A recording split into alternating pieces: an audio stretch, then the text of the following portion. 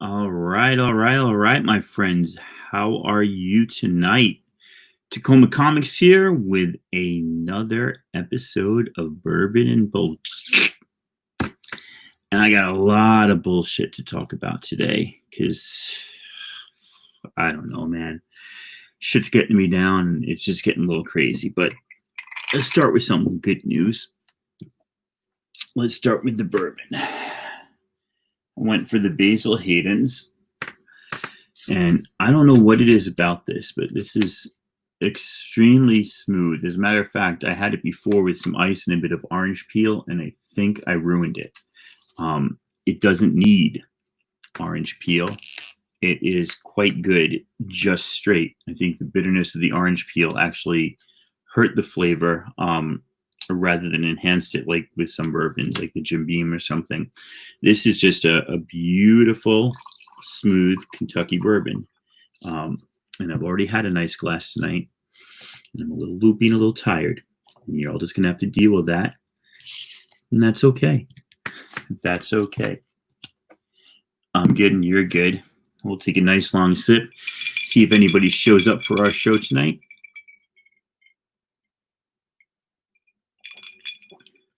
Yeah. I really like it. If you like bourbon, that's the sort of thing you go for. I'd say this is like on the other side of the spectrum of like a brown sugar bourbon where it's sweet and kind of heavy. This is smooth. I wouldn't say sweet, smooth and just really awesome flavor. It tastes a little bit of, hey, how you doing, Chad? It tastes a little bit of charcoal, but not like dirty ash, just like a nice char taste in there. Definitely get oak. I don't know how much corn they use. Maybe it's a higher ratio of corn to be bourbon. It's got to have at least 50% corn, but it's really good. Anyway, if you're a bourbon drinker, I highly suggest the Basil Hayden's. It definitely works for me. So let's see. First round of bullshit, man. I got to tell you right away, I just, it's got to be the fireworks, you know. We have fireworks. It's what, June 23rd? We have fireworks going off like every night. Now, in the city of Tacoma, they're illegal.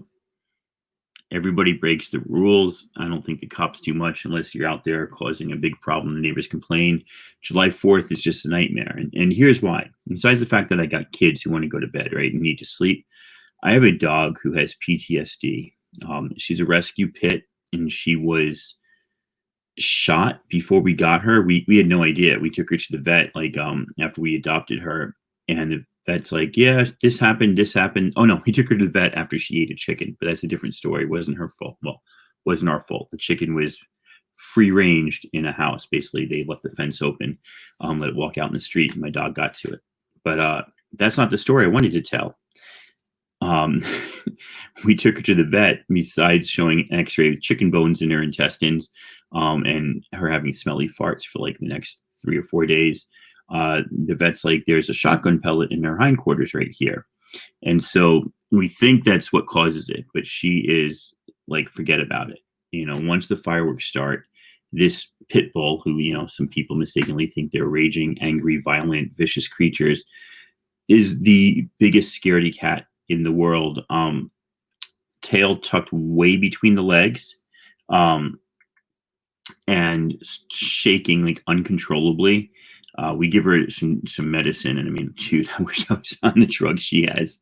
She's nice and drugged up, and it's just, you know, it is it's sad to watch, and she will try to scratch at doors to get out. And you know, once the door's open, she doesn't know where to go. So she tries to escape, but like she can't escape. See, what's up, my friend?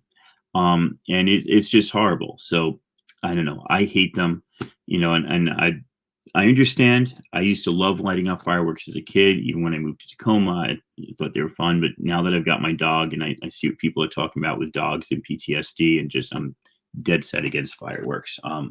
Not a fan at all. And, I'm not about to go and start calling the cops on everybody, especially July 4th, but enough is enough already. It's June 23rd. Just wait.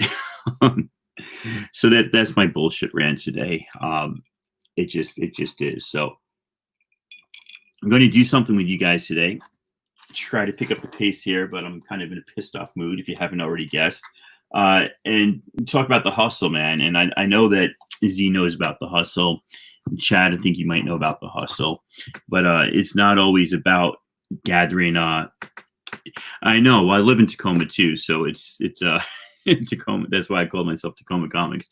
But it is funny when you realize, oh, you're from downstate in Tacoma.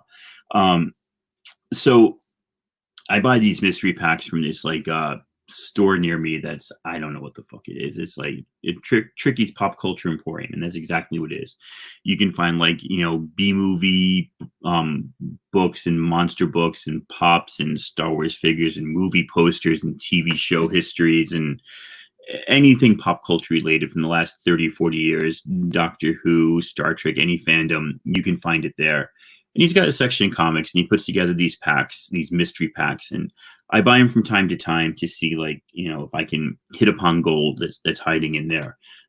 Usually, most of the stuff is junk, but I want to kind of track my progress now. I can get a piece of pen and paper. I just had a piece of pen. I told you I'm a little drunk today. I'm going to get out a piece of paper and a pen, and we're going to write this down. And we're going to look at just this group of books here.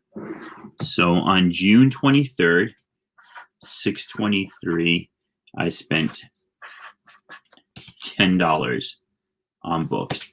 And first, let me show you the crap I got. There were 2 packs. I don't know why I just said that. 2 packs that were $5 each. And most of them just had crap that's nobody in their right mind wants, right? We got Rip Claw number 1, Rip Claw number 2, Rip Claw number 3, Rip Claw number 4, and Rip Claw Special, right? These were what? These were they're both, like I said, random image. And when this guy sells random image, he's usually selling 90s image, right? And this stuff is so very 90s. Everything looks like cable, basically. Lisa, how you doing? I still have books waiting for you. I think I'll be on Meta tomorrow night, and I'm gonna try to hit a bigger auction sometime later. Cyberforce 1 and 2, Cyberforce 3 and 4, kind of shiny coolness, but still crap. Haunt 2, apparently Haunt number 1 is worth something. This is McFarlane and Kirkman and Capullo, which is pretty cool. Haunt 3, Haunt 5, Haunt 6, something called Ballistic, Black Ops, Cyblade, Crap, more crap, Liefeld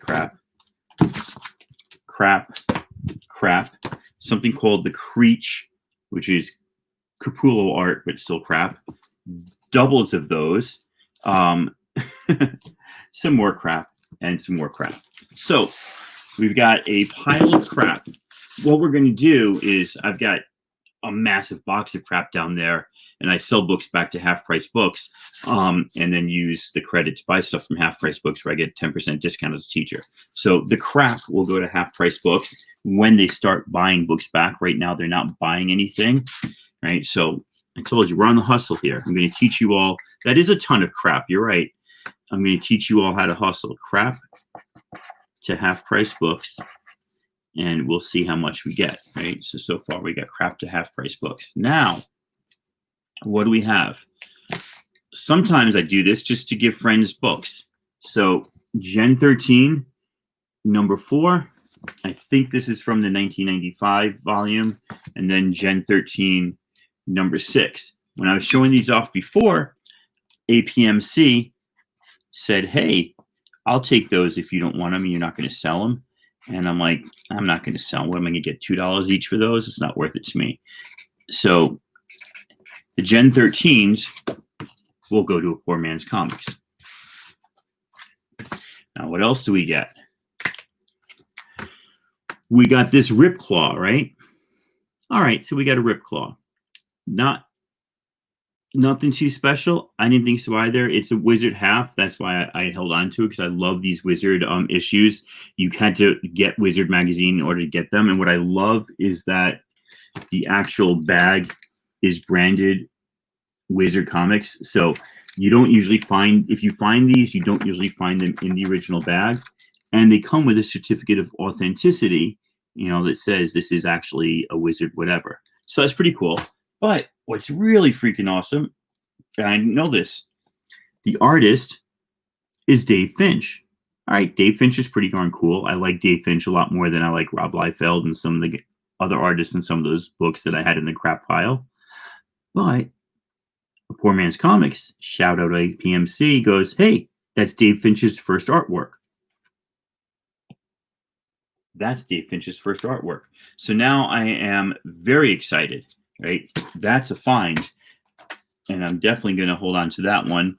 Put it with my other Wizards, which I got about 6 or 7 of them probably. Just really happy. What else did I get? I got Cyblade and She, Battle for the Independence. This is the first appearance in comics of Witchblade. That's going in the PC, as they say. I got these 2 Street Fighters. These are easily sellable with my other Street Fighters. These will go to, I don't know, Jay Blitz like Street Fighter. A lot of people buy it. And these are both variants too. A lot of people buy the Street Fighter. So if you're keeping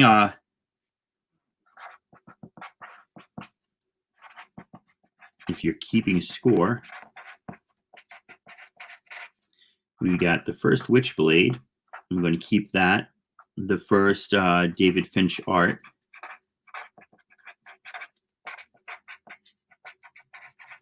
And the Street Fighter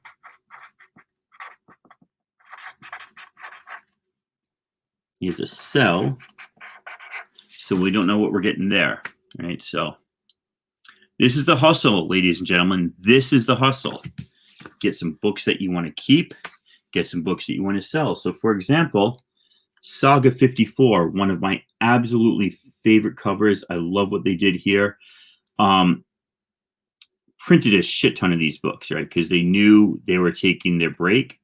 And if you haven't read it yet, I won't tell you, something major happens in here. So this is a major key, but not a majorly like large book because everybody has it. So, you can get $2-3 for it. It's a sell because I already have like 2 copies. But we got to see what we can get for it. We also then got Tomb Raider and Witchblade Revisited. Tomb Raider and Witchblade. Tomb Raider. And by the way, the Tomb Raiders were on the outside of these packs, so they're the only ones that I could see. And the reason why I sprung for the $5 or the $10 on these packs was because Tomb Raider specifically, there's like 5 issues done by Adam Hughes that are all worth $10, $15, $20 each. So if I'd gotten any of those, it would have made it worth it. So we got the Tomb Raiders now. It looks like I wrote Tom Braiders. Tom Brady.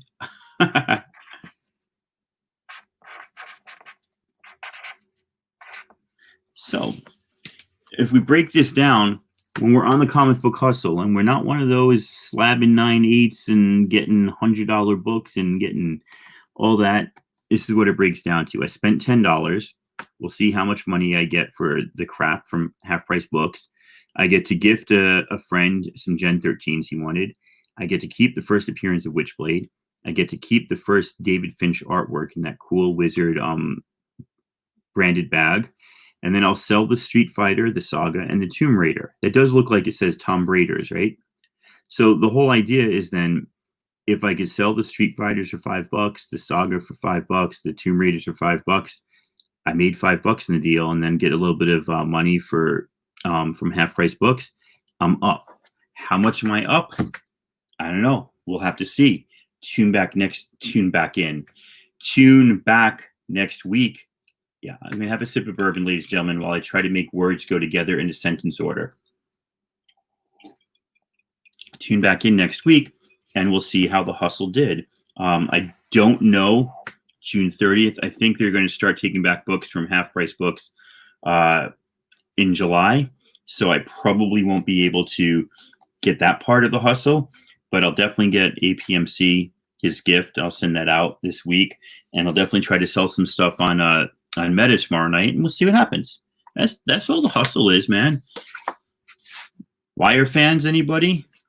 Buy for a nickel, sell for a dime. That's all you got to do to be on the hustle, man. Hey, anybody's welcome to come on and start chatting with me. I'm just here late at night because I guess I started this just during COVID because I was getting bored. I had nothing to do. And I'll probably continue this throughout the summer, though I am trying to get to bed a little bit earlier these days, especially because the pup, I want to keep her happy. So speaking of the hustle, I went down to my LCS today. Not my LCS. There's 3 LCSs in Tacoma, 1 in Spanaway. So there's 4 local comic book shops, like straight up comic book shops. 3 that are in Tacoma. I started off at Atomic. I left Atomic and went to Destiny because Destiny City was offering 10% discount. But the old owner, really nice guy, Mike, but he just not business savvy. His books, I don't know if it's his fault or like if it just was bad luck, but his books kept getting like trashed or they'd be a week late. So I just kept never getting my books, and I just didn't feel 100% on point going to the shop. So then I went back to Atomic, stayed there, and then I moved. And so I went to a new house. So then I chose Stargazer because I could actually walk to Stargazer from my house. So why, that's the way to choose a comic book shop, is choose a comic book shop that you can walk to. So Destiny City was once my LCS. It is now just an LCS, but I still go to it to go shopping and go back bin diving. The cool thing is the new owner now is a former professional wrestler. Not like WWE level, I don't think, but like a step down, on the circuit, definitely like, makes money, still doing appearances, still has companies calling him to do appearances and flying him into places. But, I guess once you hit a certain age, it's either keep breaking your back or find another line of business. So he and his wife purchased a comic book shop, which is really cool. A great guy, really pro Tacoma. He's on what I consider the right side of all the recent protests and stuff. Does his bit for the community and just a stand-up guy. So, and he's learning a lot about comics, but he doesn't know everything. I got some good deals today, and nothing personal. He's a great guy. He's learning, and I'm sure he's selling me stuff for more than he bought it for, but not always for what it's worth. So, found this first appearance of Ironheart, and I'm like, damn, that's cool. And there were 2 of them in this stack of comics. One had a $22 price sticker on, and I purposely left that one. I'm like, all right, I'm not going to pay $22 for that. I already have this. I'm looking to get a cheap one I can sell later. So I get this one, and I say, what's the price on this? He's like, oh, I thought there was a price in there. I'm like, no, you got another one in that stack with a price on this one. And I told him 22. I'm not going to lie to the guy. And he's like, yeah, we could do 12 on this. I said, okay. It's in really nice condition.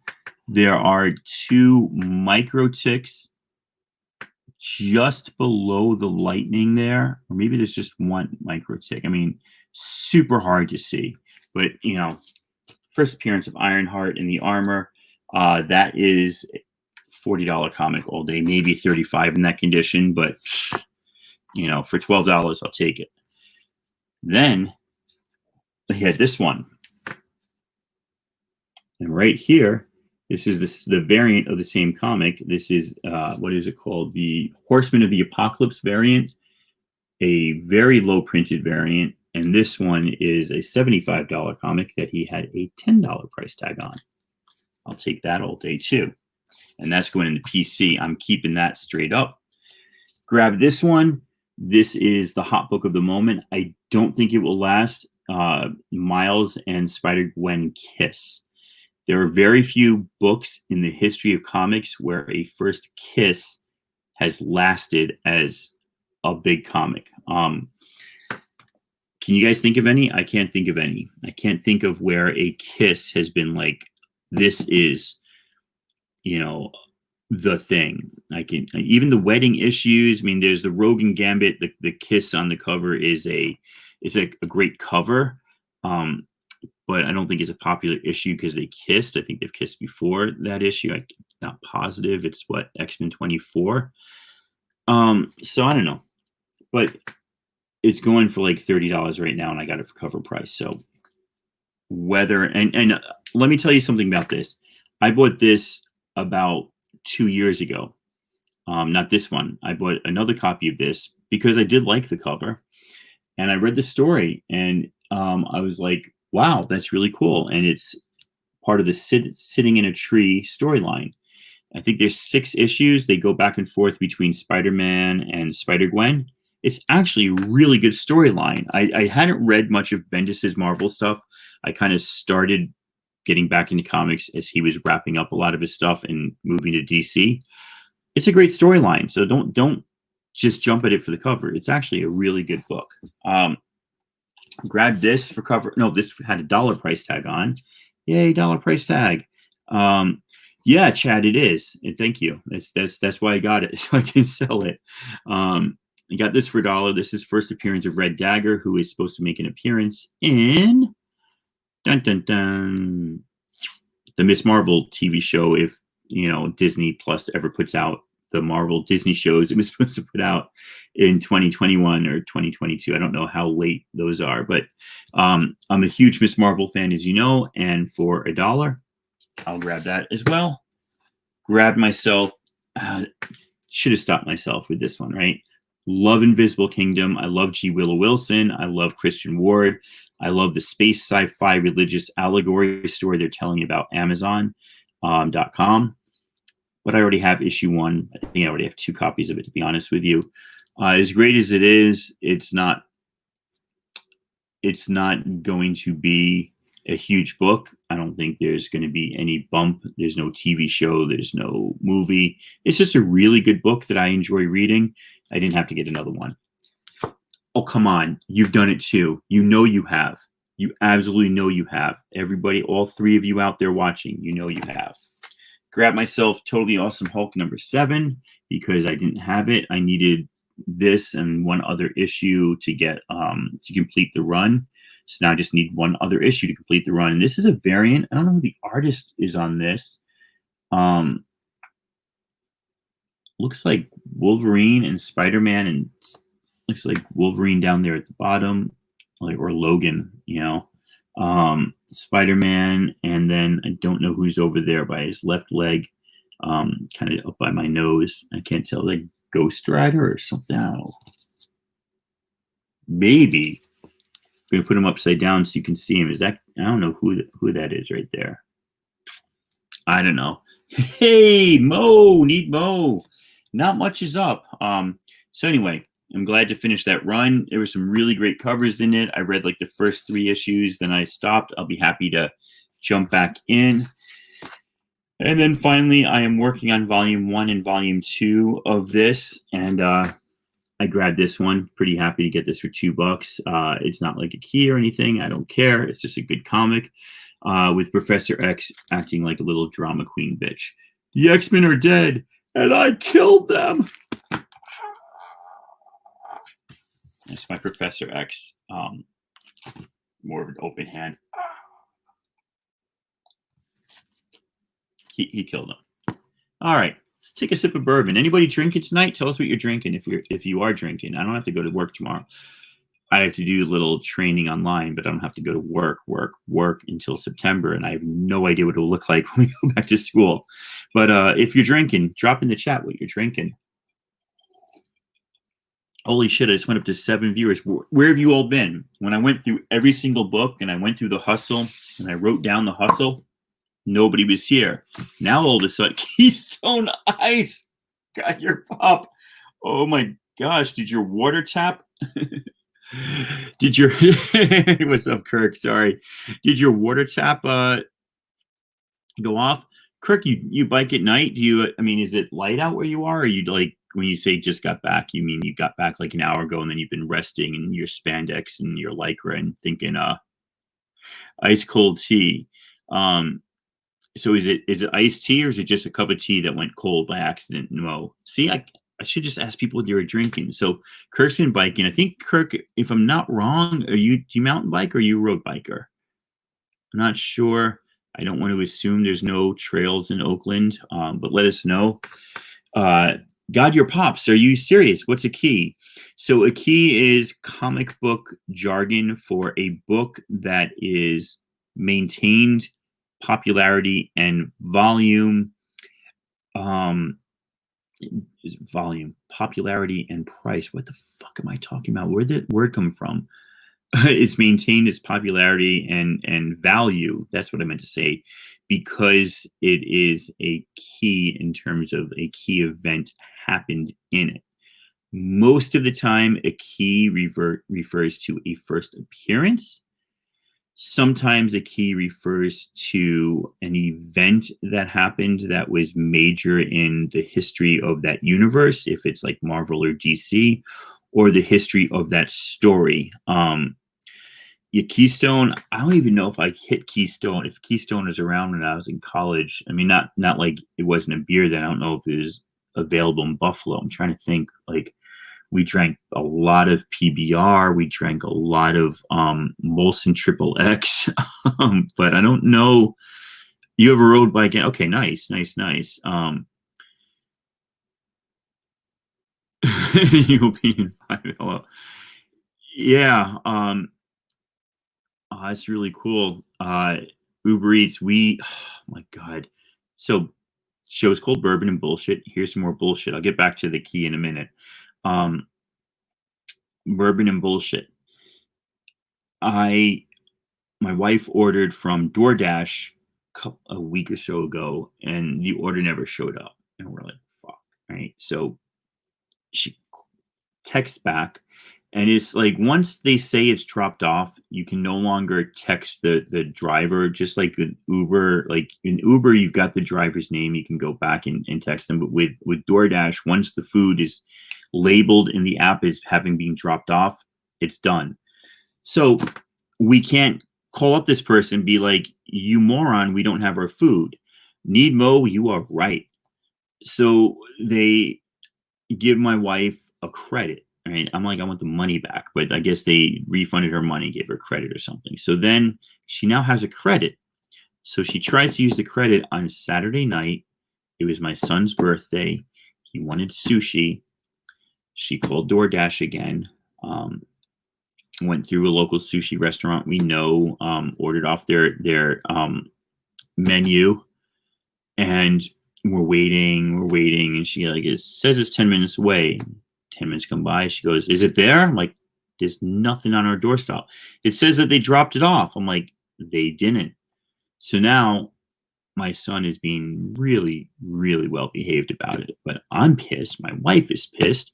So she complains again, and it's like they refund the money and they give her more credit. Like, we don't want your fucking credit, right? You fucked up my son's birthday dinner. I now had to order from a different place.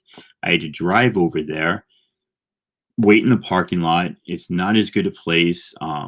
Like 3 of the rolls just tasted exactly the same, and it's just like so much of that sugary sweet sauce they put on a lot of American sushi. And so fuck you, DoorDash. Just fuck you, DoorDash. I'd absolutely say don't use DoorDash. It sucks. But you know, my son was great. We had wonderful food. He made a double layer chocolate cake with a buttercream icing, which he never tasted and he didn't actually like. The next day for Father's Day, he made me a keto cheesecake. Freaking awesome. He's becoming a real hotshot baker during COVID. Anyway, let's get back to what is a key. Yeah, a key is most of the time it's a first appearance. Sometimes it's a major event happens. So when collectors collect things, they collect things for a few reasons. Like a lot of people collect things for value. I want to buy this book because it's worth a lot and it should go up in value. And then there's what's called speculation, where I want to buy this book because I think it will be a key later, or I think this character will become popular later. So they buy that. Some people just buy runs, right? I will buy a run of comics. So, for example, the What Ifs. I love the What If storylines. Most of them are not keys.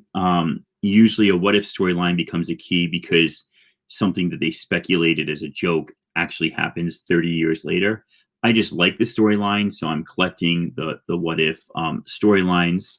Most of them aren't keys, but I still collect them. So people collect covers. Some people collect covers by artists they like. So I collect Stephanie Hahn's covers because I'm in love with Stephanie Hahn's work. Some people, I don't think too many people collect books just because of the writer. Some do. So, for example, Claremont's X-Men. I just completed my run on Claremont's. Right, the What If Jane Foster. That book's like $100.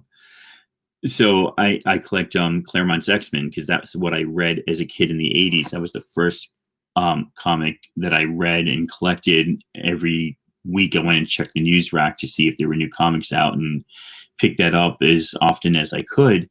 And so I just went back and collected every issue of X-Men that Claremont wrote, issue 94 through 279, which is, in my mind, one of the best runs on comics. I mean, you read it now and you realize that the art form has evolved and the type of writing that he did is,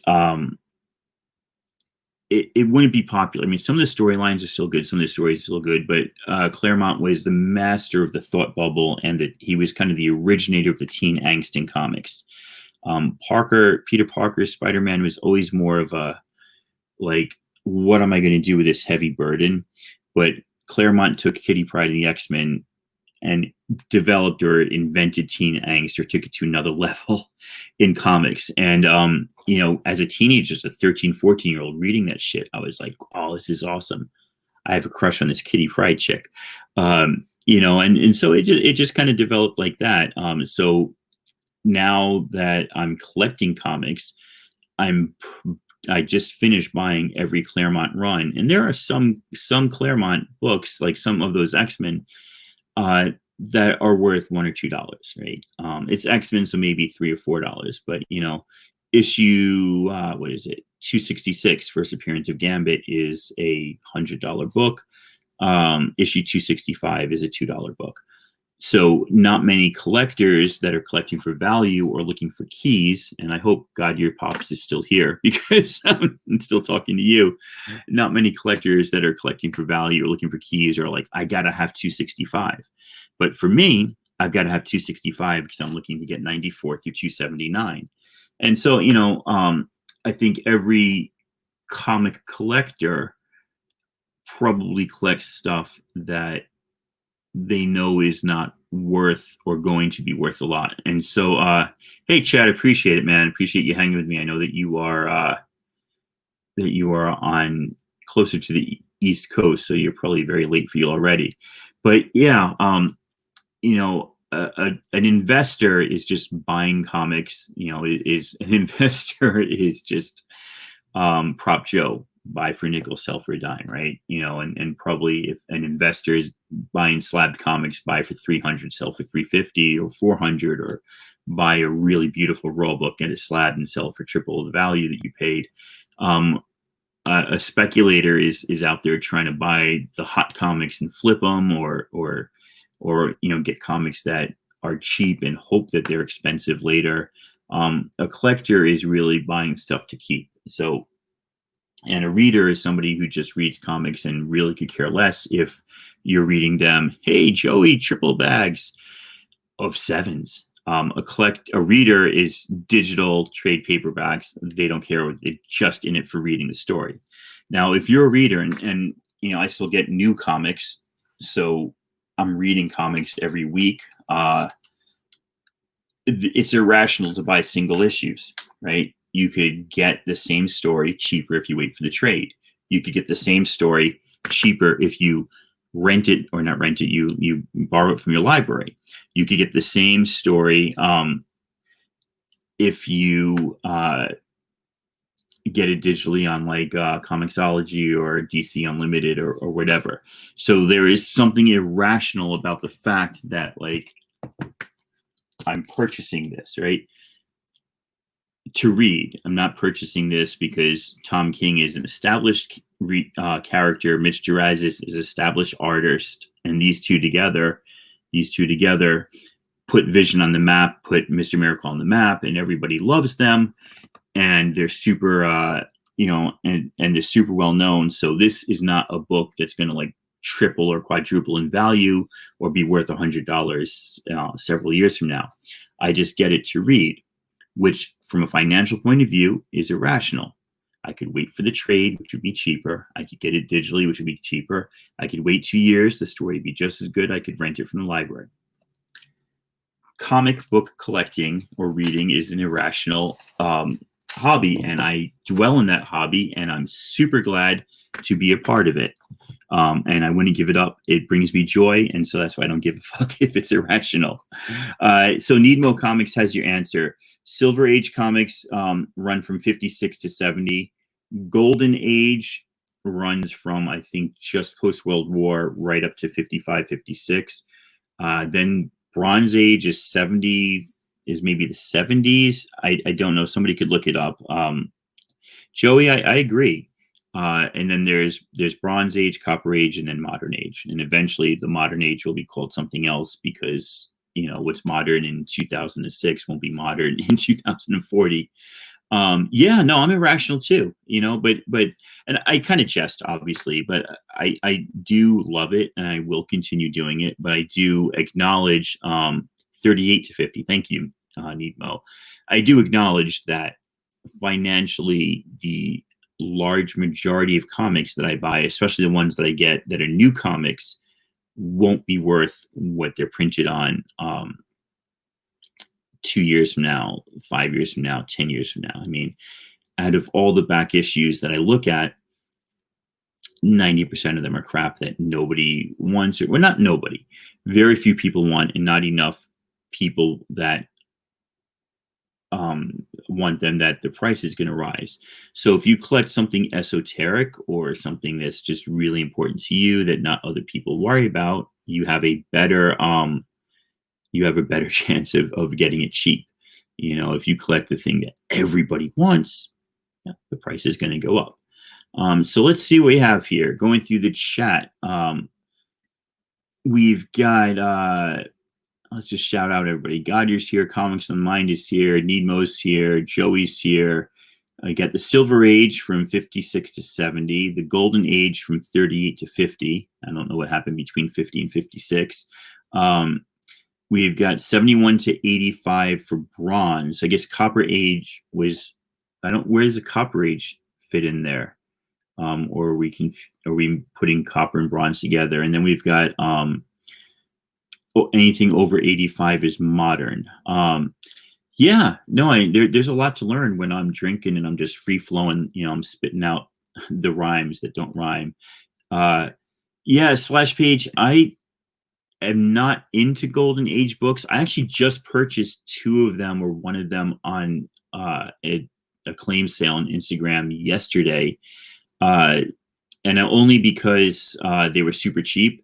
And the covers looked cool. I don't know anything about Golden Age other than like major milestones, but like I don't really know a lot about Copper and Bronze the same. Okay. And similarly, I don't know a lot about Silver Age, right? Like I am a huge X-Men fan, but I'm really a huge fan of the Copper Age. Claremont's run basically went from 75 through 89. So I know Silver Age comics look cool, but I'm just not that into them. So another way to look at it, Godier, is price. Anything over $1 retail value, like original selling price, anything over like $1 is probably a Modern Age comic. The Bronze and Copper Age are your 35 centers, your 40 centers, your 50 centers, your 60 centers. Silver Age is your 12 and your 15 centers, and then your Golden Age is like your 5 and 10 centers. Usually 10 centers usually indicate Golden Age, maybe earlier Silver Age. Not totally sure, but I think. Oh, hey, no problem, man.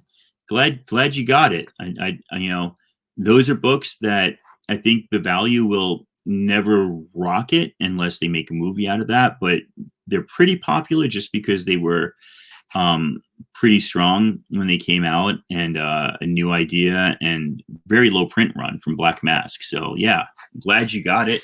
That's pretty good time, right? I wonder if Maya got hers, because I sent him out on the same day last time I was at the post office. If you guys have no idea what I'm talking about, I sent an AOK to Kirk because he came on my show I think 3 weeks ago, right when the protests were starting, and he and I and this other lady Maya went over some of our favorite African American creators and African American and protagonists in books. So I just sent him a little AOK because he didn't have a first appearance at Bishop. And I found an extra one. It's super cheap. And then I threw in, I'm not just throwing my cheap stuff there, but yeah. Right. So yeah, the covers on that are really strong and powerful. And it's always, it's not a crapshoot, but like every once in a while you look at your comics and you say, where would I be better off with these? Would I be better off holding on to them or sending them to somebody? And it's like, okay. And I don't want to talk about too much about that Marie Kondo and does it bring you joy? If not, throw it out. I could throw out way too many of these comics, but those brought me joy for a time. But I guess I thought that Kirk would get more out of them than I would, because we were talking about them specifically on the show. You have a 10 center. What is it, Godger? That'd be. Is it like got your pops? Is that the way you're supposed to sound? I keep saying Godger.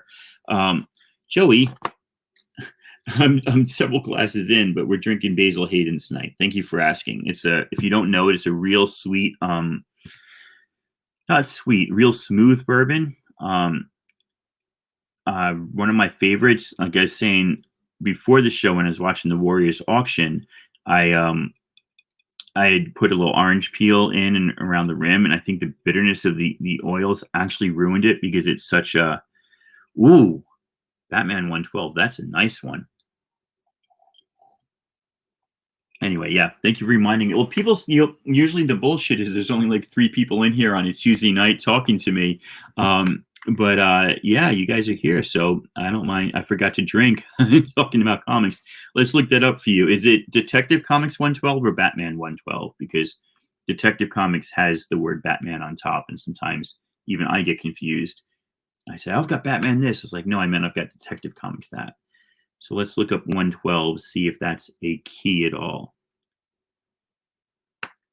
I don't know what condition it's in, and I don't know if you can read that.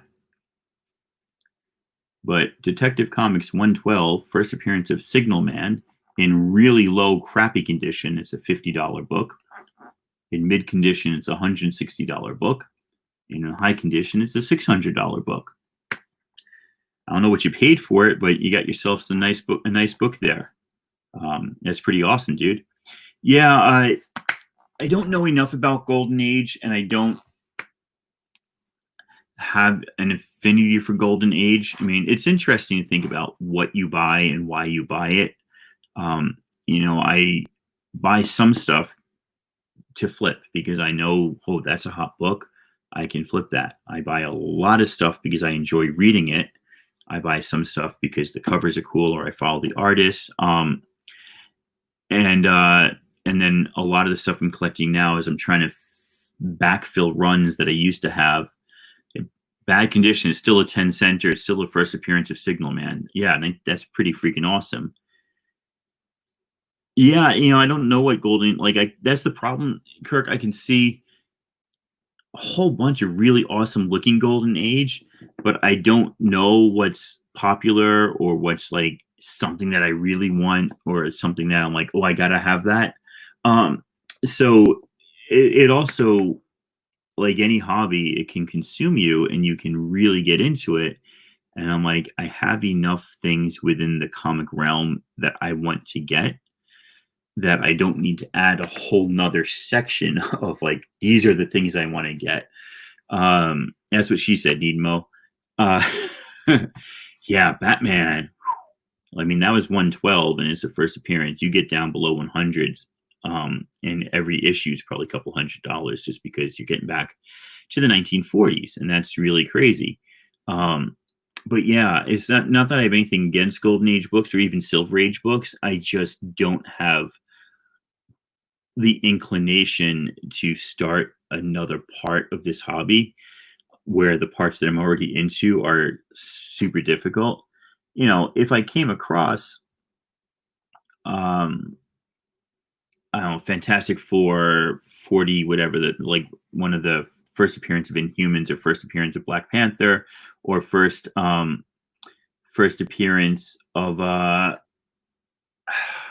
Inhumans, Black Panther, or Galactus. Like if I came across one of those major issues for the right price, I would love to have those because I mainly read Marvel in the 80s when I was growing up. And so those are classic characters that I read, but I don't feel the need to collect all the Fantastic Four, or all, there you go, 45, or all the early X-Men before 94, because that team wasn't my jam. And I don't have that inclination. But if I found an X-Men 50 in good condition for a good price, I'd grab it.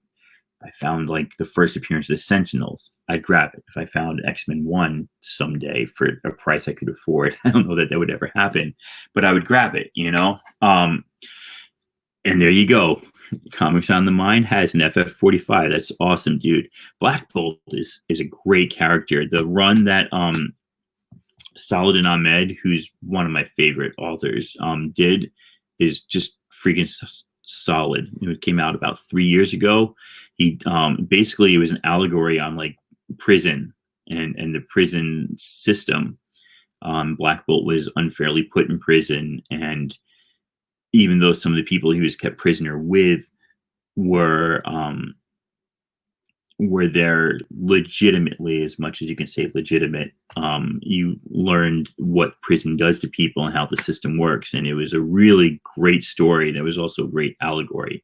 Get behind in the chat here. So let's go up to, I did not see 1-2 Comic Talks Indie Mystery Box. Is that a box of one box, or like he's got tons of them that people could buy? I'd love to do that. I have a box with Barb. I have a box with Barb. Okay. FF45, we got that. And you want, what is 46? Is that the rest of the Inhumans? Yeah, Inhumans. That'd be really cool. Someone sent me the 112 because I'm trying to find 113. These are in hardback. That's awesome. Yeah. So yeah, that bolt run was great. Really great. And Christian Ward did the cover. I think Christian Ward did all the art. Who's also a great artist. He did that Invisible Kingdom I was just showing, which is really cool. Yeah, the Absorbing Man. That was a really, really great use of that character. There are some recent runs that were critically acclaimed that just didn't quite rock.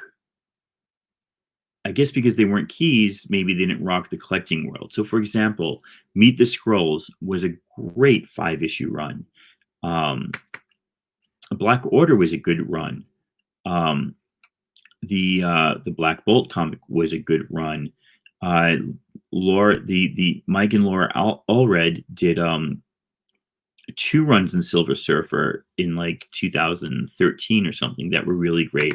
So a lot of great short runs. Eve Ewing's Ironheart run I thought was really, it was up and down, but the ones that were up I thought were really great. So there's just some really great short runs on books that even on mainstream like books and Marvel and stuff that don't get the accolades that I think they should get, because maybe it's our fault, maybe it's my fault.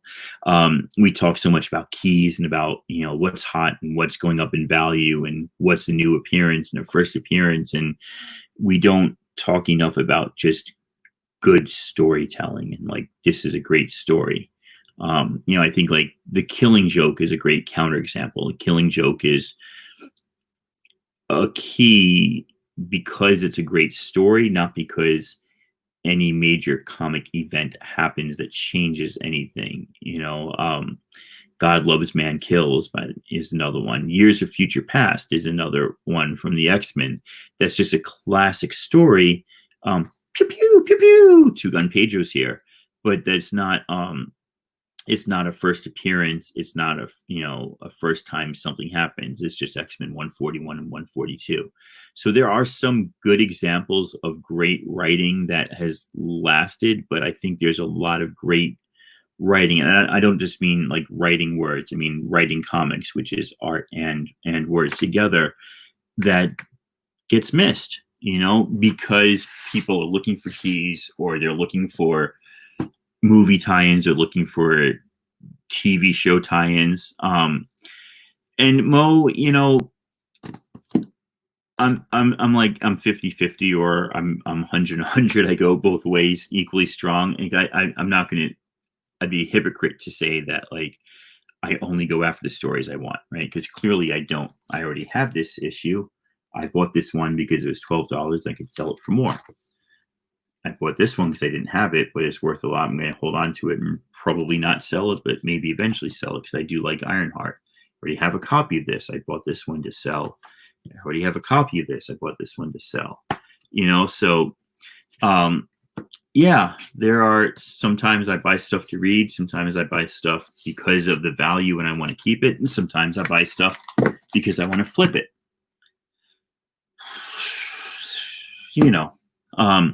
I'm as guilty as anybody else. But yeah, I mean, the hunting, it's if you see something you can sell for $70 and you have an avenue to sell it because you go on YouTube shows where people sell stuff and you find it for $5, why wouldn't you buy that? It doesn't make you an evil person to find something cheap that you can then sell for 10 times its value and use that money to buy something else that you want.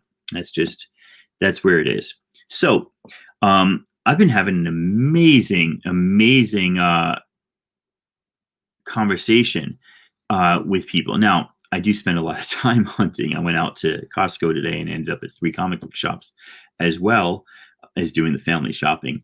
I had two things that I was going to hit on. Like I loosely planned Bourbon and Bullshit because the name of the the title of the show lets you guys know that it's just loose chat about comics and drinking some bourbon.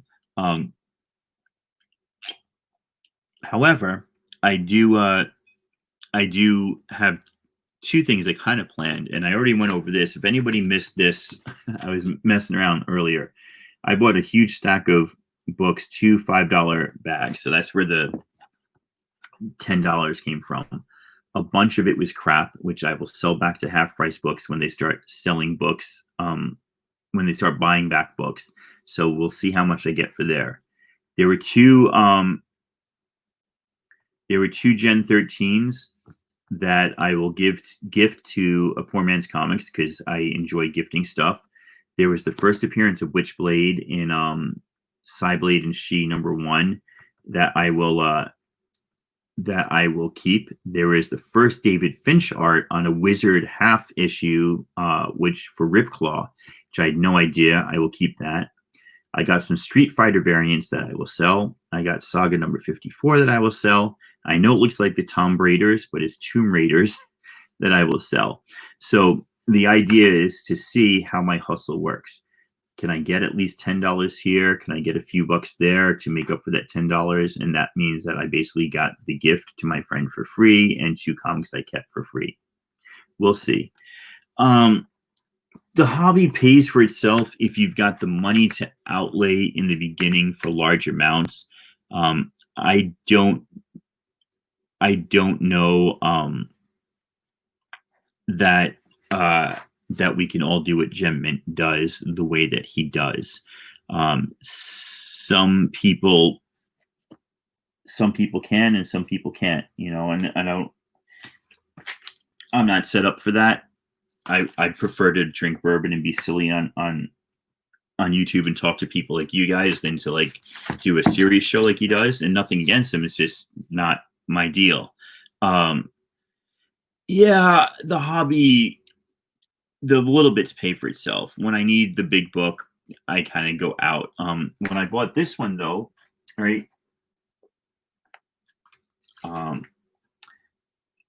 I financed this with selling comics, all with comics that I sold. I didn't necessarily. Now, those comics I'd spent money on, some I'd gotten by flipping other comics, but this was purely out of money that I had, except that I forgot about eBay taxes. I did end up going to the bank account a little bit. This is the Jorge Molina 1 in 50 variant to Miss Marvel #2, which is a book that I've been after for a long time. But let's answer your question there, Joe. These were the good books. All right, I got Tomb Raider. I saw the Tomb Raiders. They were on the outside of the package. I was like, ooh, maybe I'll find one of the Adam Hughes Tomb Raiders. And I didn't. Right, but here's a nice little Tomb Raider pack. If anybody's a Tomb Raider fan, maybe I can offload it for $5. I don't know. Then there's that Saga 54, which is a key. If you, I won't give it away, but if you know the story, you know what that is. There were the 2 Street Fighters. You know, I could probably sell those to somebody who's a Street Fighter fan. These are both variants. I don't know too much about Street Fighter and like what's popular, but somebody might collect them. That's the first appearance of Witchblade. That's the first David Finch art. And those were the 2 Gen 13s that I'm giving to Poor Man's Comics. And then this stack here was the rest of the crap, right? So this right here will probably be about $3 at half price books. They'll probably give me like $3, $4, maybe $5 if I'm lucky. So yeah, there's some good covers in there. If you want to let me know, I'll sell them to you cheap. So the idea is sell this to half price books. So buy it at one store, sell this, sell a few of those, keep a few of those, give a few of those away, see if I can at least make my money back, if not make a few more dollars, and then I get to keep a couple of keys that I'm interested in either keeping, like that Wizard I really want, the David Finch one, that's awesome, and the first appearance of Witchblade I may sell someday down the line to somebody else. They actually, what they do is they scan the barcode at half price books, and they have a price set by the company for what they'll pay for stuff. At least I think that's the way it works. I do see them scanning because it's not always my guy Jonathan who works there. He's a really great guy. It's not always him who's there, so anybody can buy the comics, even though he's the one who prices them and puts them out. So, you know, yeah, they usually scan the barcodes, or they look up the comic, and there's a price, I guess, that the company has set, and that's how they price them. So those books, maybe 10 cents each, and then they'll turn around and sell them for half off cover. And then if that doesn't work, they'll put them in a dollar bin, or they'll put them in the 50-cent bin. Yeah, Needmo. I'm thinking about it. I was gonna do Meta's stuff, but I just, he goes 3 nights a week, and I need to spend more time with my family since I already do this on Tuesday night. Friday night, I have a call with my friends from high school on Zoom. So I told Meta just Wednesdays. And so I'm going to try that, but I definitely would like to get on another auction too. So I might hit you guys up. You guys go Tuesdays before the Warriors. Is that correct? I think that's correct. So yeah. Oh, the last bit of bullshit. What is that? Oh, that's the hustle card. I know. The last bit of bullshit was Ludocrats. So this is an interesting book, right? So full disclosure, I love Kieran Gillen, right? I love Wicked and Divine, and I really love Die. I got Die #1 for $10 today too. But Kirk, if you look at if I showed you what's in that stack, it's all 90s Image. It's all like grotesquely overdrawn men with lots of pouches and guns, and yeah, and women wearing nothing yet, sporting muscles and metal bikinis and stuff. It's crap. But anyway, Ludocrats. I don't know about Ludocrats, man. I read issue 1, and I know God Tank burned issue 1. He actually showed it on Instagram, and I don't like the visual of burning books, but I understood issue 1 was hard to get through. it I could see what they were going for. They were going for this really weird aesthetic of just grotesque, like overabundance, to the point where they were aping a lot of common conventions, but doing it with complete conviction. And yet, it's really hard to explain. Yet, almost making fun of themselves, trying to be true to the art form in an exaggerated way. I think I'm a little drunk. I don't know, but let me just read the back of this to you, so you get an idea of what Kieran Gillen is going for here. There are vexatious, naughty times to be. These are vexatious, naughty times to be a ludocrat. The simmering juices of history are combining with a sinister marinade of conspiracy to create a flavor of trepidatious incident and uncertain intent. That's the first sentence.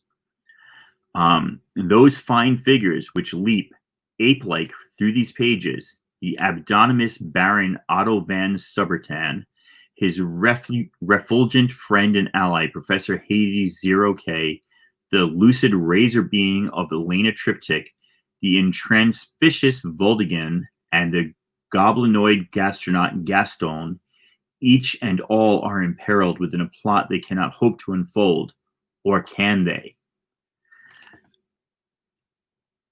I enjoyed this issue. I'm glad I gave it a second chance. It's ridiculous. It's funny. It's overdone in every way imaginable, but it actually made it made for a fun read, and I think there was just a little bit more of a linear story.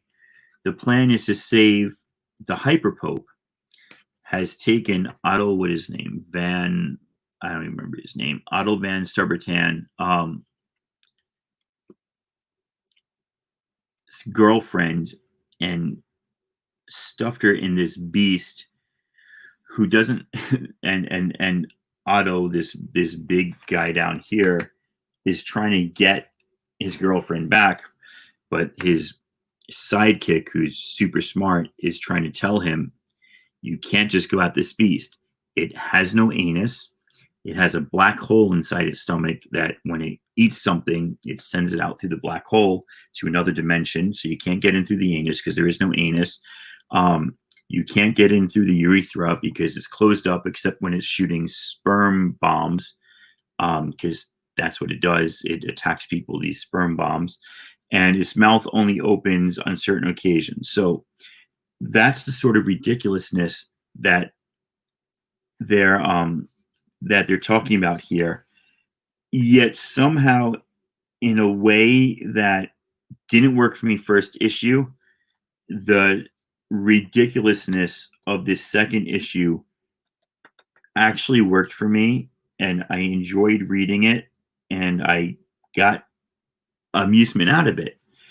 I'm sure there are levels of this comic that I'm missing, and I'm not sure that I want to go into it the way I would go into Die, like in depth, to read. But just as a surface read, I really enjoyed this in a way that I didn't enjoy.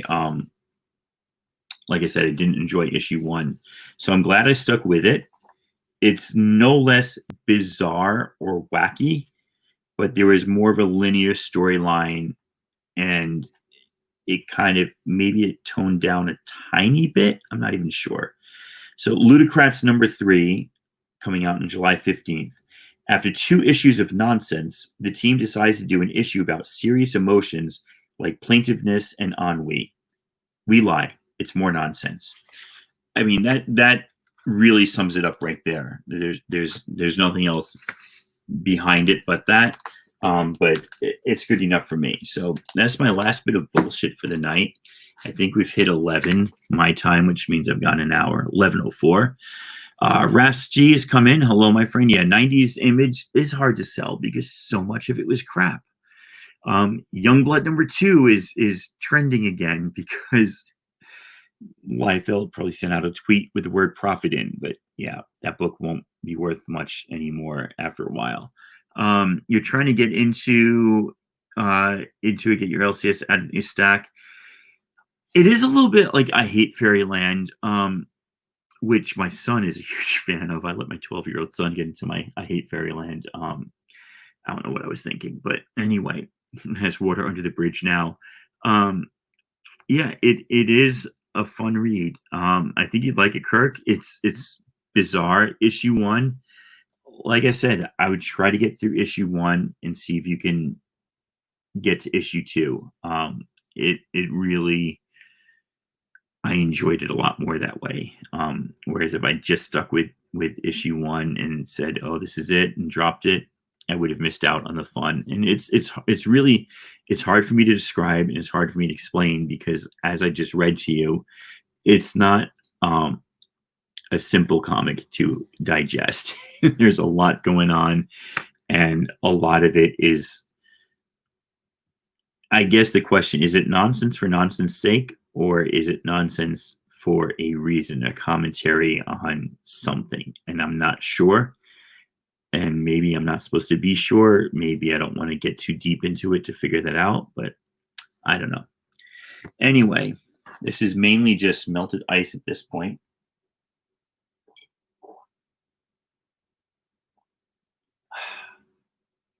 But I'll take it. I thank you all for being here.